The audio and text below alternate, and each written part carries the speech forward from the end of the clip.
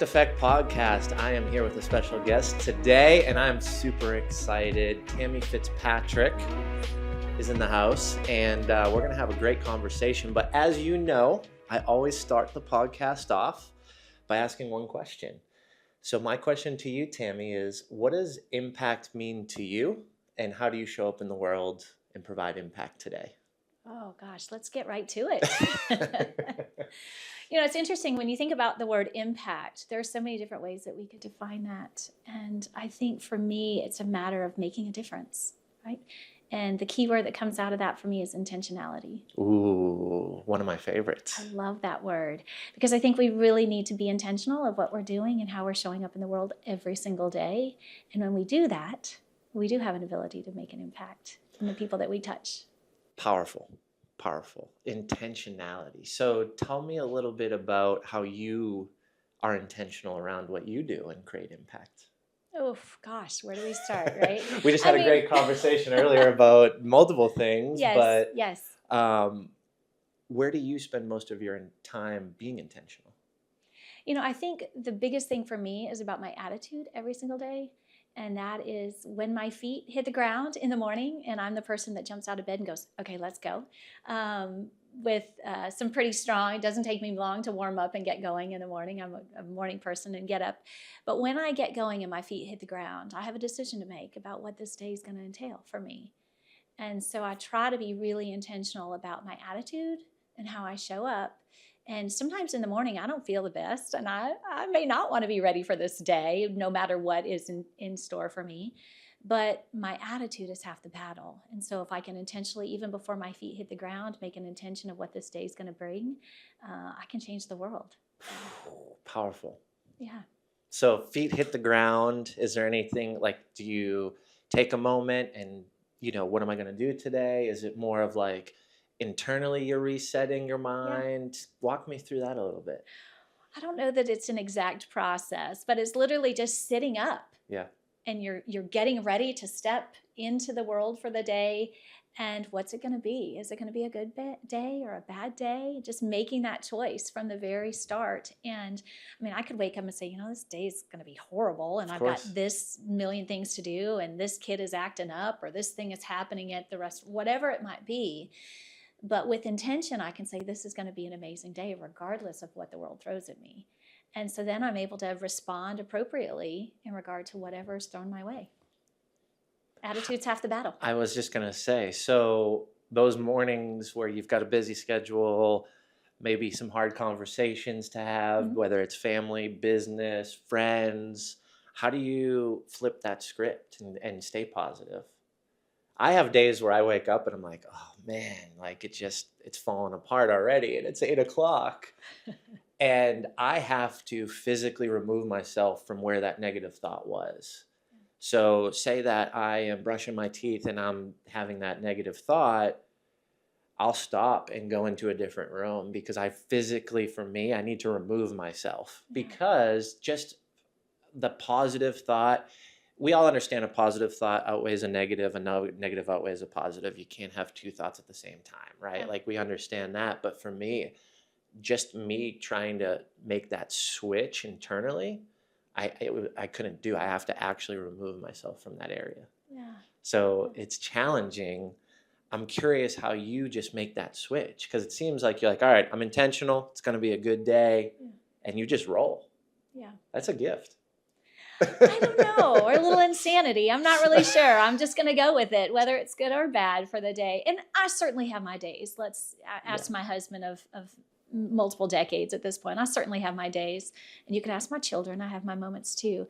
But I think, how do I prepare myself for that? And knowing, for me, it's all about preparation and mindset. So if I'm prepared for whatever might be coming that day, I feel better apt to be able to handle whatever that situation is going to be. So it's a lot of preparation the day before. So when my feet hit the ground, I know what I've got in store for me.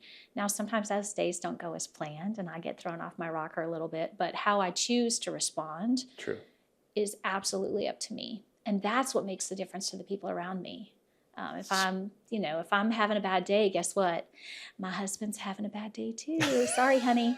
That's just the way it works, right? And it's the ripple effect. If I have a really bad day at the office and I come home and I'm ticked off at my kids, why? They didn't do anything wrong. Well, they might have done a little something wrong, but now I've overreacted because Yep. of someone else. And I don't allow other things to have that much power over me. And so if someone else is having a bad day, is not going to impact my day, and I can't have that level of influence on others. So if we can make a difference in the world, it's by being positive and uplifting and giving other people what they need.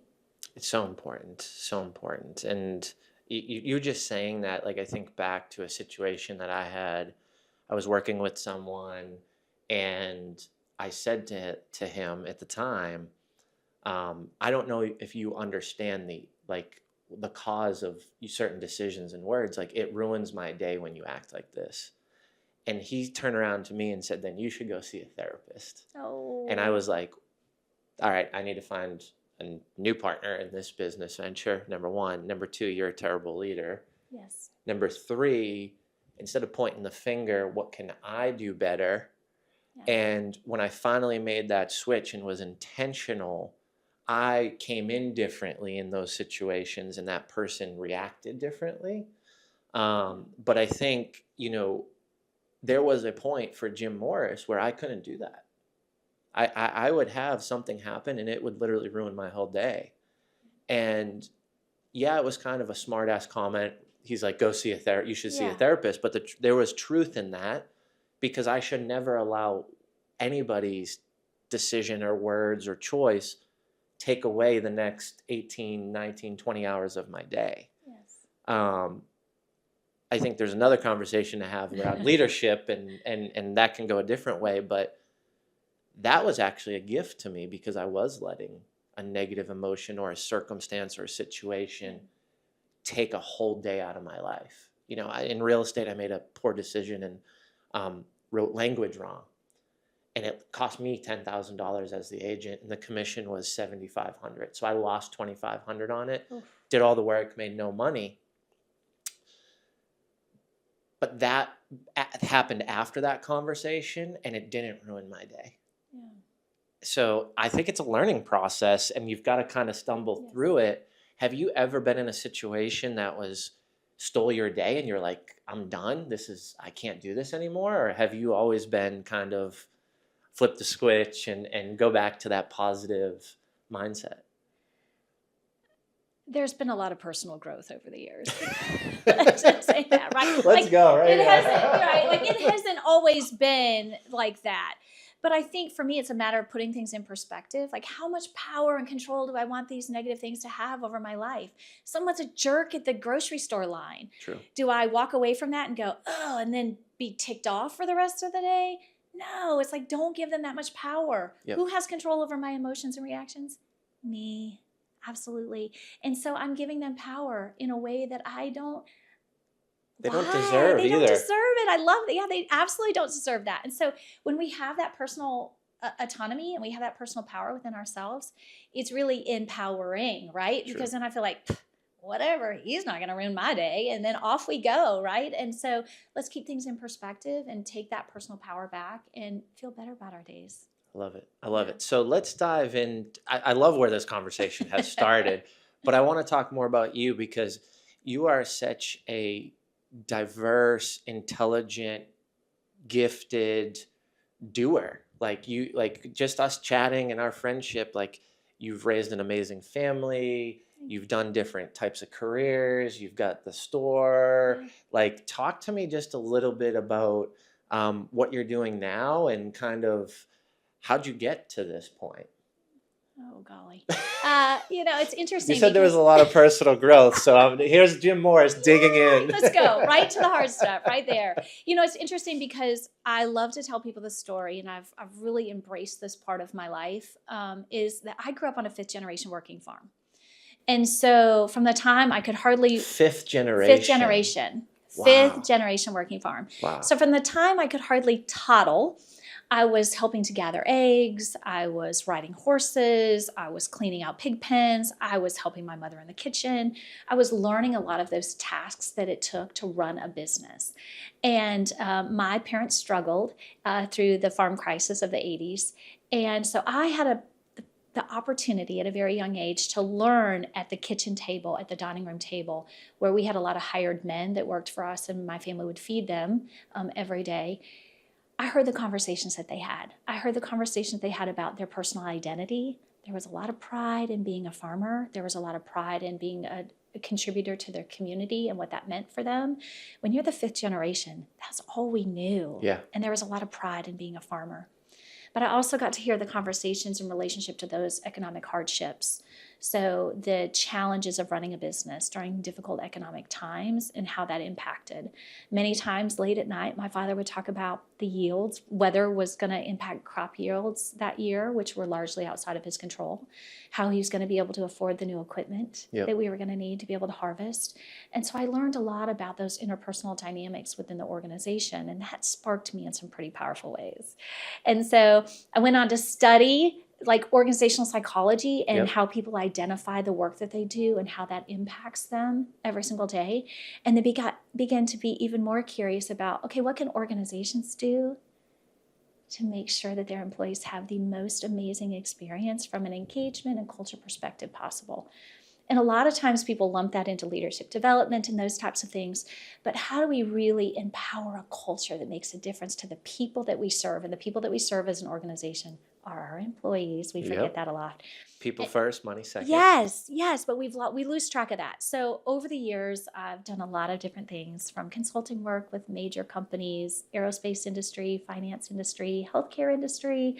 I've done just a number of things, from college professors and academic deans, and I've dabbled in a lot of different things. But for me, at the end of the day, it's about serving my community and whoever that community might be. So if it's the corporate environment, the college students, now my restaurant here in Nashville, I'm serving the people. And that's important to me. And it bleeds out of you. Like, just, going to her restaurant, shout out. Island Fin Poke. I didn't want to say it wrong. Yeah, Island Fin Poke. Yes, poke. It's okay to poke. I tell everyone. I always say it wrong. I'm like, poke.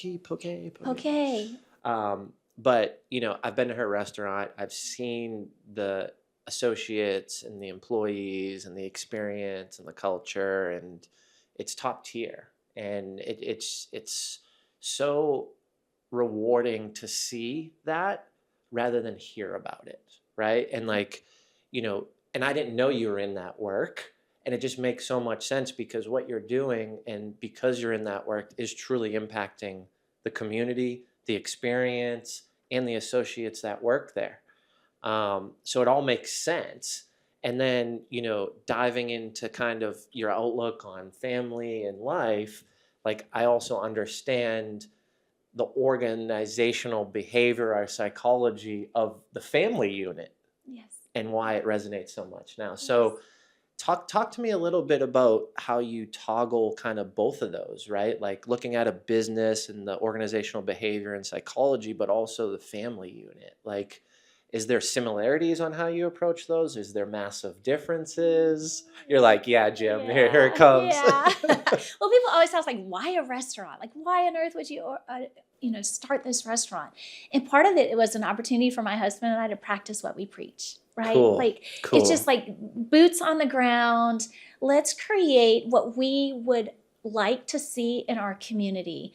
And I have a lot of guests that come into the restaurant and they say, oh, we love it here, we enjoy it. And I said, if I can control anything in the world, it's these four walls. That's it. And what happens in the four walls of my restaurant is within my control.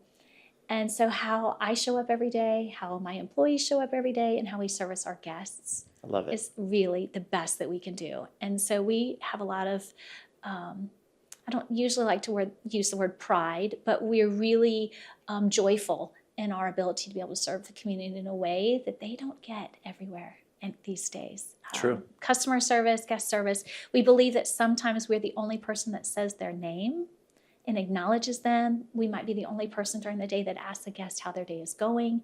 And if we can make a difference to that one person, that's what we're going to do. Wow. So how do we balance it with Wow. kids? I think that's the question, right? Like family and Well, work and all yeah, these I things. was, with your background and what you've studied, obviously, on the business side of organizational behavior and psychology and all that. But how does that play into raising a family? Because I've met your daughter. She was amazing. You're very family centric. Is there any things that you would advise or consult on in a business that you said, hey, I want to build this within the family unit as well? Besides your values Yeah, certainly. but I'm just trying to think of is there any overlap on how you may have consulted a company and how you instill some of that into your family? I don't know if I've thought about that directly. So you're challenging me just a little bit, Jim. But I think for us, it's all about the human factor. When I show up at a consulting job, we're being human here. We're humans, and I'm going to treat you with respect, and I'm going to give you what you need to the best of my ability every single day. And that's also the way that I treat my children, right? Like I have been entrusted with them, and their care is what's most important to me. So their care is entrusted to me, right? Yep. And I take that really, really seriously above anything else that I do in my life. And if I look at them as humans, I think we've lost that a little bit in today's world where we don't look at them as humans. Another chore, another task. Oh, I got to do this. Or Yeah. we've got to get to baseball. And it's like, you don't Yeah. have to do any of that. We don't. But if I look at you, Jim, and I say, okay, Jim, what do you need today? And how can I support you? We're going to make a big difference, right? Because you're going to feel that you're empowered to do what you need to do to be successful in that day. And so we do that with our kids too. Like, what do you need to be successful? Now, that's not me being your best friend. True. That's me being mom. And sometimes at work I say, oh, right now I'm your boss, not your mom. These are two different roles. But really, if I look at you, okay, my goal is to raise a strong, independent adult that's well-functioning in society. That's the goal, right? What do I need to do that? Sometimes that's kicking your butt and making you do your chores. Yep. Or making you do well in school, or helping you navigate the challenges that you're having with peers or with others. But if I'm looking at my goal is to lift you and to serve you, how can I do that? And so that transcends across everything that we do. So if I'm consulting and you're the leader that I'm helping elevate in your role, Yep. how am I going to help you do that? If you're my child, I'm helping elevate you in your role in development. How can I do that? I do that with my spouse. When I show up every single day, how do I help elevate him to be the best version of himself every single day? It's not about me. It's not about what I need to do or how I need to show up or how I need to, make sure that I'm taking, it's not me first, it's others first. And in doing that, I serve myself. Wow. Powerful. Goosebump moment, by the way. Goosebump moment. I tend to have these. Wow. That hits my heart very hard. I don't think that I wake up every day and think about how I can elevate my daughter's life from a level of intentionality that you do. And I think I need to do that starting tomorrow. I don't think I'm this terrible dad, but I really don't have that level of intentionality to wake up and go, what am I doing for Ellie Marie Morris today to elevate her life? And there's stuff that indirectly I do. There's stuff that I do directly, but I don't actually ask myself that question. And I think I need to start doing that. So thank you for that gift. Oh, and gosh. Thank you for sharing it with everybody who may be listening, because I believe what she just said is a gift, and you just got that gift for free from Tammy. And I know for myself, it's going on the board downstairs. Oh, I love that. And I'm gonna start thinking about that. And that board that I'm referencing, on that board, it's what we're eating and our meals for the week. So me and Caitlin are on the same page. But above it, I say I will use all my resources to the highest capability to create experiences that my family will never forget. And I do read that every day. Because that's my drive. That's what pushes me. That's what, when things are falling apart or, I just keep hitting the waves and falling off the surfboard, right? We've got moments in business and Yes. life. And that's the one thing that motivates me to kind of get back up and get back on that surfboard and attack those waves. And I think I need to write that down now, too. There you go. So thank you for that. It's my pleasure. Yeah. Being in that world of really setting people up and being intentional to understand how you're going to elevate people, is there any situations you've been in where you've kind of asked that question and, really kind of been, how do I formulate this question? Have you ever been intentional where you've tried to elevate and it hasn't worked and you've kind of had to pivot or look at things differently? Because day after day, I'm sure, things aren't perfect and you may not be able to elevate someone, but could you share an experience where you may have fumbled through that and kind of, I don't know what I'm trying to, I guess my question is, being so intentional about elevating people in your life, have you ever woken up, had motivation, had excitement, navigated to help elevate, and it kind of failed and you've had to pick up the pieces? Can you tell us a story about a situation like that? I think there's a couple of different stories that are coming to mind. One is very, very personal, and I don't know if I'm going to go there yet today. Okay. But the other one being very professional, I think that in that scope of work, they have to seek betterment, personal betterment, and improvement. And I think that's kind of I'm a humanistic psychologist by nature, and I believe that everyone strives to be better. And that's part of the drive that we wake up every single day and we're all wanting a better version of ourselves. I have that hope for mankind and humanity. But there are some folks that just really are so far into themselves. I'm trying to think of this say this really nicely. And their egos are so far in the way that they struggle to be able to allow other people to help and guide them. Yep. And sometimes working with CEOs, founders of large companies, they are so impressed by their own status that they struggle to be receptive to guidance from others. And I always lovingly take them by the hand and say, well, if you knew how to get yourself out of this situation, you wouldn't have been here in the first place. True. Let me help you. Let me help elevate you. But there have been relationships that I've had to sever ties with because they're not receptive to thinking positively or self-improvement. And there's only so far we can take this if someone doesn't really want to help themselves. True. And so that's, sometimes a tough lesson to learn, even as an individual that says, but come on, don't you want to be a better version of yourself? And let me help you get there. And they go, no, I'd rather wallow in this sludge and mud or self-defeat or whatever it might be, or ego stroking of, I don't need you, I've got this. That's okay. Yeah.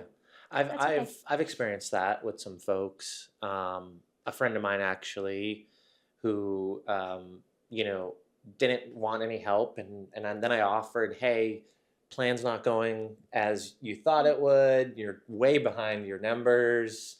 I'll just help for free because you're a friend, and let me see if I can make some positive improvements. We can have a conversation later. And he didn't want to do it. And I said, if we weren't friends, and I took a step back, I said, you just turned down free consulting.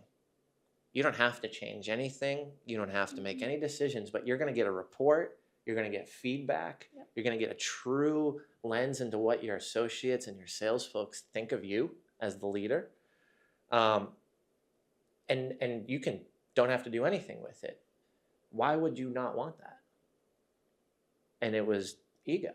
Yeah. It was, I don't want people to know that my friend's helping me with the business. I can do it myself.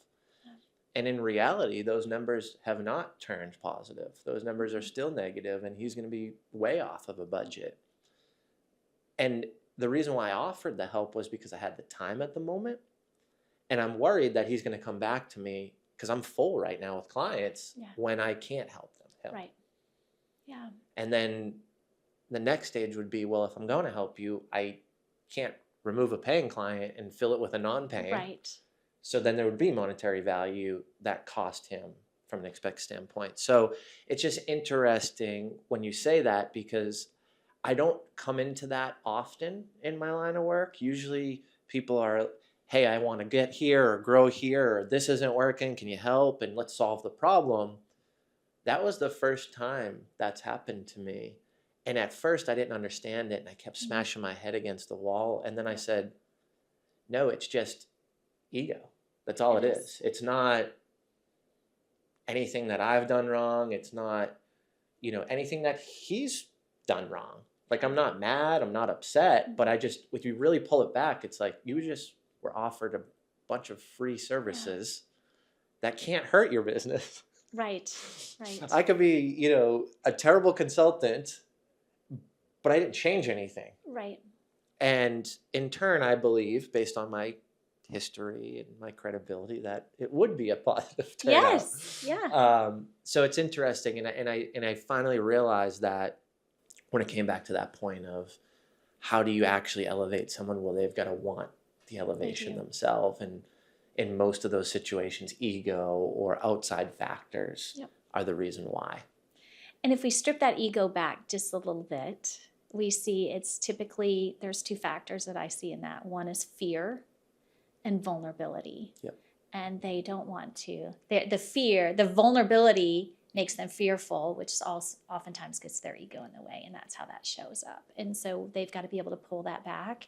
And most people that are either struggling in a business, especially if there's leaders involved in large companies, they don't have any space for weakness or vulnerability. Yep. They have to show up every day, whether they're scared for their life because they're messing up, or they're going to lose their job, or their company's failing, or stakeholders are breathing down their neck, or shareholders are wanting this or that, or the public has got a close eye on some of these CEOs.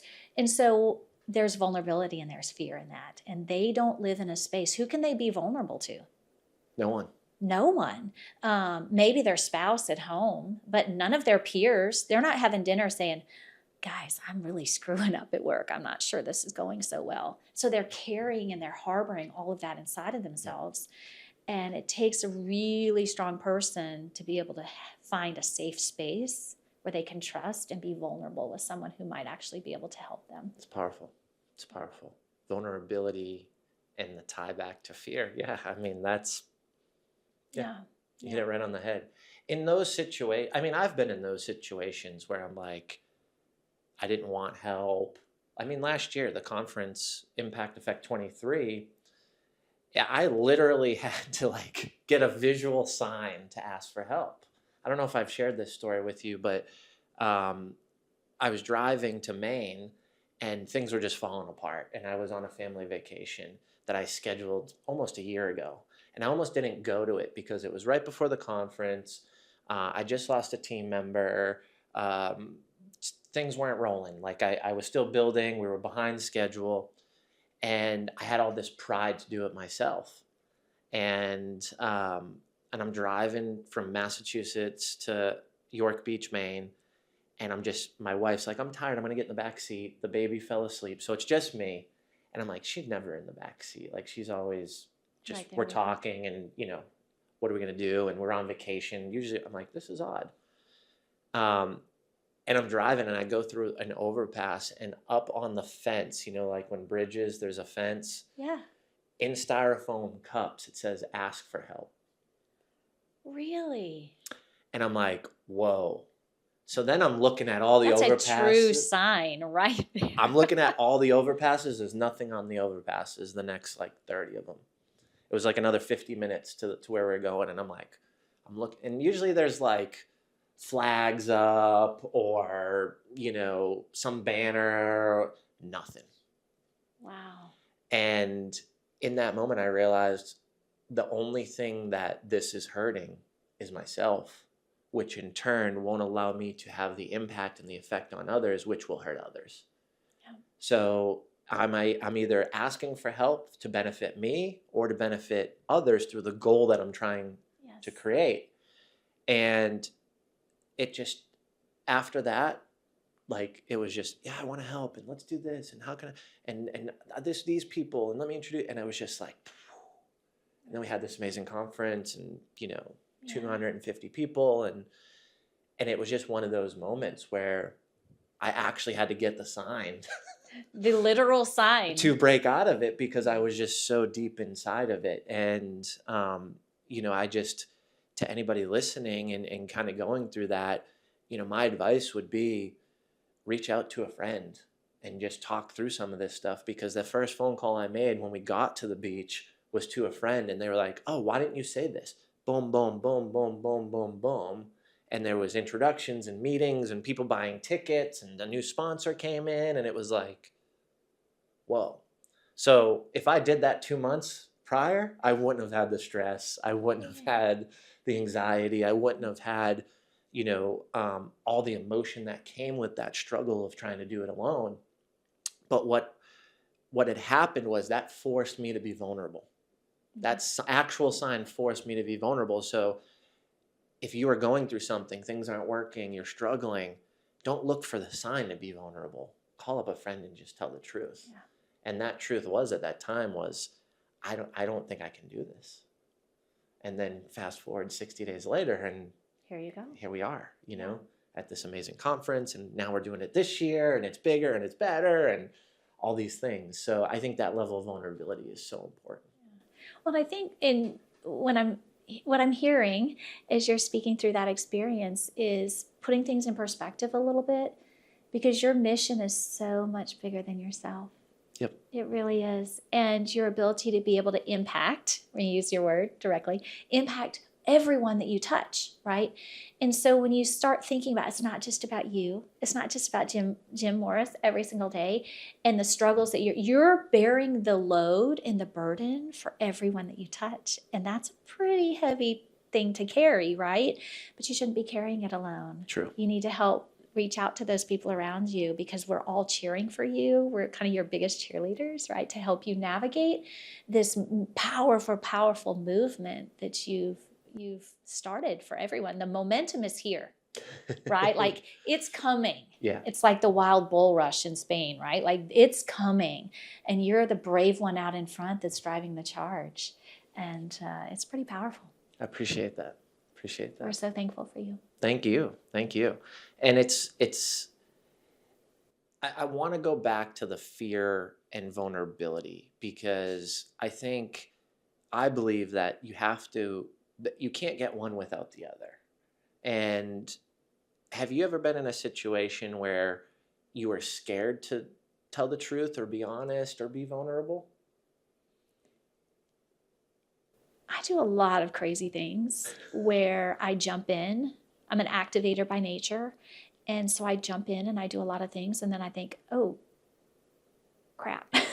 Can I say that, right? Like, wow, how did we get here? And I mean, I would say I opened a restaurant a little over a year ago, and I have no idea how to run a restaurant. I know. Activator 101 right there. I know. We're doing it. Let's go. Let's go, right? Like, and I have no idea how to run a restaurant. I haven't worked in the food industry since I was in high school. And we got this wild hair to open a restaurant. And maybe it was a lapse of judgment. I joke sometimes with my husband, but we felt so called to what we were doing, but we had absolutely no idea. And there was a lot of nights where we was like, what the hell are we doing? We don't know anything about running a restaurant. What are we doing? We are so far in over our head on this. But the thing for us is we believed so passionately about what we were doing that we just kept swimming. We just kept going. And we said, if nothing else, we're going to learn as we go, right? And we're going to learn the good, the bad, the ugly, all of it together. And we just believed so wholeheartedly in what we were doing. We pushed past the fear. And we just kept going. And we're doing pretty well, right? We took Nashville by storm and got, best of and all kinds of crazy awards, which, on paper is great. But at the end of the day, we believed in ourselves enough to do something that was so out of our comfort zone, but we did it anyway. And so I push my kids like that all the time. My kids do some pretty amazing things because they believe that they can. And that's the power in it. I have my 24-year-old daughter. Yeah, walk us through some of those conversations. Yeah, so my 24-year-old daughter just ran her first triathlon earlier, but in May, I guess it was. And she woke up a few months prior and said, you know what? I've never done this before. Maybe I think I will. And let's be honest, she had no idea what she was doing. She'd swam competitively when she was a teenager, so she felt comfortable with the swim part, but she'd never really run, and she certainly had never biked other than around the neighborhood for some fun. But she dove all in, and at the end of that race, during that race, we were there cheering her on. We were her biggest cheerleaders, believing that she could do it. And the power in that is that she took third in her age class. Wow. And I say that only because, damn, we were impressed that this kid could just believe, hey, I think I can do this. And she put her mind to it. But the power in that is that we've raised our kids to believe that they can do anything that they put their mind to. And so my daughter believed that she could. And she did. And she did. And she did. And so even my husband and I, we believed we could open a restaurant. And we did. And so my boys are doing crazy and awesome things. They're both active duty military. And they're doing those things because they believe they can. And so they do. And I think you can change the world when you give your kids the confidence to believe in themselves and whatever they put their mind to. Powerful. Yeah. Powerful. But also that's Jim living by example. Well, I was just going to say, it's great to say that. It's great to say, hey, you should parent that way. But you're doing it. Like, and I remember back, like, when my mom was like, you shouldn't smoke pot, right? And then I found my mom smoking pot, and so I started smoking pot, right? But like, and that's probably a stupid example compared to what you're talking about, but like, the reality of it is those kids are seeing you take those chances, risks, and doing the things you want to do and put your mind to, and you believe in it, so they're going to believe that they can do it. Yes. And, it's you not being caught doing something bad. It's you being caught doing something good. Yeah. And you want your kids to catch you doing something good all the time. So you showing up, being good all the time, consistent, taking the risks, passing through the fear, asking for help, being vulnerable about the reality the business is in, or the competence of, I don't have competence in restaurants. Like, just that vulnerability allowed you to probably resource and ask for help and get some of those things to be successful. Yeah. And I think just those two, they just need more merit to be combined, the vulnerability side of it and the fear, because you can go and say, I don't know how to do any of this, and act like you know how to, and get over the fear. But without that vulnerability, I don't think you'd be as successful as you are today, because that vulnerability allowed you to navigate an enterprise and get resources. Perhaps, right? I mean, I know I've had conversations even with my kids that all work at the restaurant with us when they're available. I've even admitted to them, I don't know what the hell I'm doing. I'm figuring this out too. And I even say that a little bit about my parenting style. Yeah. Like, I mess up and I'll say to my kids, just so you know, I haven't done this before. I've never, parented a teenage girl before. We're both trying to figure this out, right? Yeah. I'm going to mess up, but we're doing the best that we can. Well, I think that lowers the emotion around, well, mom's not perfect and I'm not perfect, and let's now collide. And instead of colliding, let's be cohesive and do it together and figure it out together.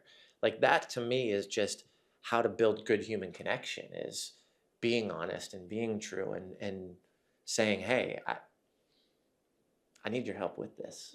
Yeah. I'm only human. I've never done it before. Let's remove the expectation or the fake credibility, because I'm not the one saying I have that credibility, and I think that creates a different bond, especially with children, right? Especially with people that are looking up to you, and in business too, as leaders, people are looking up to you. They're watching those moves. They're seeing what you do, how you show up, how you act.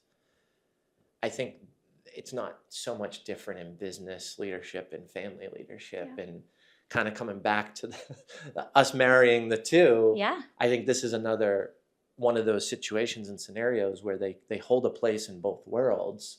How are you going to show up? Well, it all ultimately comes back to, how do you show up today? That's how you're going to show up in the future, and how the people Absolutely. depending on you are going to show up. Well, and it leads me to being authentic, right? Yeah. And just really, no matter where you are and what you're doing, being authentic. And if you're showing up at work, and how many of us feel vulnerable enough at work to say, I don't know the answer, but maybe I'll go find out. I don't think anybody, to an extent, is willing to go, I have no idea. What the heck are we talking about? But I don't know. how can you say, hey, I need a, you mind if we have a conversation after? Or, I actually don't know how to do what you're asking. You have 5 minutes to show me, or speed up the process, or have any resources. Like, I think we're all go, yep, I got it. And then let me go figure it out. Mm-hmm. And that actually causes less efficiency and productivity Yes. and effectiveness. Yep. But because the culture is built that everybody's great and perfect and awesome, well, by you leading that, you just lost 3 hours, rather than that Yes. person saying, you got 10 minutes, because you're not an approachable leader, or you don't value communication, or you have these unrealistic expectations, or there's not an open line of honesty and authenticity and vulnerability. Then that actually hurts the effective and efficiency. Yes. And that's what I tell clients. I'm like, you're a great leader, but does your team think you are? Because what you're saying to me, you're not saying to them. And I can guarantee that based on my day walking around your business and hearing and observing. How do we get that to what matters, the team? Yes. And that bridge that gap. And I think we can say we understand it, we can say that it's necessary, but how to actually do it and bring it to life is the struggle for most leaders. Yeah, I think. absolutely. Well, and I think part of it is creating a healthy environment where trust is the foundation. If I trust you as my leader, Jim, I can come to you and ask you those vulnerable questions. But if I don't trust you, True. And I'm not sure how you're going to respond or how you're going to view me after I ask you those questions, I'm not coming to you. And so that's really, I think, for me, the foundation in the relationships are, do we trust each other? And do we have mutual benefits here or objectives that we're working for? It's interesting. In my corporate world, I never knew where I stood. Like, I knew that I was crushing the numbers. I knew that I was growing the team. I knew that I was opening up new accounts and new states and territories, right? But I actually never knew where I stood in relation to the effect that I have and what's needed for the next role or position. So for me, I never wanted to say, I don't know, because I made an assumption that I was supposed to know for the role that I was trying to get, even though the role that I was trying to get was never defined. There was never a path. It was really monetary for me. It was, I want to get to this dollar. And I never once said, I don't know. I never once went and leveraged the relationship for my benefit of education and understanding. And man, oh man, like, was that just a huge loss for me and a huge loss for that company? Not saying that I'm great and was going to be able to do all those things, but I can think back of how much time did I not work on growing their business because I was trying to figure out something that they asked me to do that I didn't know how to, and didn't have the relationship or honestly the courage to go say, I have no idea how to do what you're asking. And I went and spent hours and hours and hours working on it, where I could have spent those hours growing the business and making more money. Yeah. Well, imagine how much more productive you would have been in that role if you'd had the strong trust and the strong relationship with your leader in a culture that allowed you to advance in the work that you were needed to be done, right? I mean, I call it a lot of fake work. We spend a lot of time doing a lot of stuff that doesn't really matter. Yeah. And we look busy, especially back in the day when we all had to be in the cubicles every single day before we went to more hybrid and remote working, right? We all had to look busy. And so you were just sitting there typing away, doing who knows what, research, or doing things that could have been much more effectively serving your time and the organization. So, fake work. Not a fan. Not a fan. Well, thanks for being here today. This was such a great conversation. And I'm just elated for our friendship to continue, and for me to learn from you and us to just navigate this crazy world of business and consulting and family and parenting. And I'm just grateful for your friendship. So thanks for being here today. Jim, thank you for having me. It's a pleasure.